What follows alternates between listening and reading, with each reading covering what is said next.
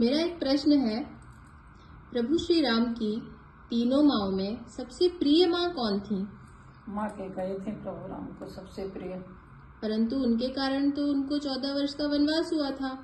हाँ, वनवास हुआ था, लेकिन श्री राम जी की ही इच्छा थी कि वो वन में जाएं और राक्षसों का संहार करें, राक्षसों का विनाश करें।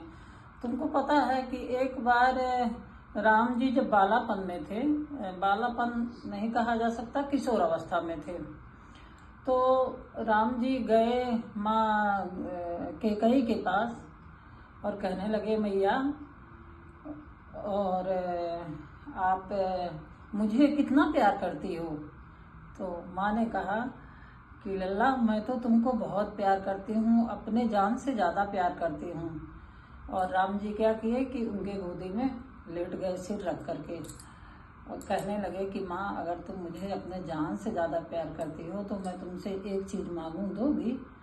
तो कैकेयी माँ ने कहा, मांगो, क्या चाहिए तुमको?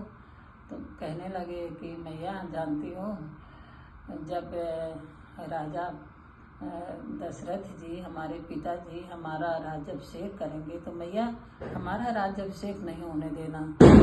माँ को बड़ा आश्चर्य लगा कि राम ऐसा क्यों कह रहे हैं। तो माँ कहती हैं माँ कि क्यों बेटा, बड़े पुत्र तुम हो, राजा के बाद तो तुम ही राजा बनोगे। तो कहने लगे, नहीं माँ, मेरा आने का यही तात्पर्य है कि मैं वन में जाऊं, 14 वर्ष वन में रहूं, लंबे समय तक निवास करूं और जो आतताई राक्षस हैं उनका संहार करूं और धर्म की स्थापना करूं, सभी लोग अच्छे से निवास करें पृथ्वी लोक में।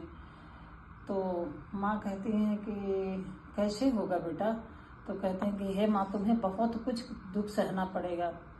जान देना एक आसान चीज होता है, लेकिन जीवित रह करके इतना तुम्हें माँ अपमान भी सहना होगा, तुम्हारे ऊपर कलंक भी लगेगा, लेकिन तुम कैसे कर पाओगी? तो माँ कैकेयी कहती हैं, हे बेटा, तुम्हारे लिए मैं सब कुछ करने के लिए तैयार हूँ। तो इतना बड़ा त्याग करने के बाद माँ ने भगवान को 14 वर्ष का वनवास मांगा। और जानती हो तुम कि भगवान राम सिर्फ श्री राम रहते, अगर वो बन ना जाते तो वो पुरुषोत्तम भगवान कभी नहीं हो सकते थे।